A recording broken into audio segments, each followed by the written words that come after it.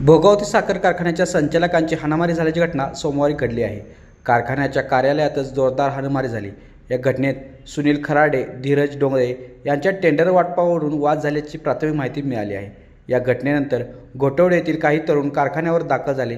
यानंतर कारखान्याच्या संचालक मंडळाच्या बैठकीत दोघांतल्या झालेला वाद थेट रस्त्यावर आला आणि त्यानंतर कपडे फाटेपर्यंत मारामारी झाल्याची माहिती समोर आली आहे।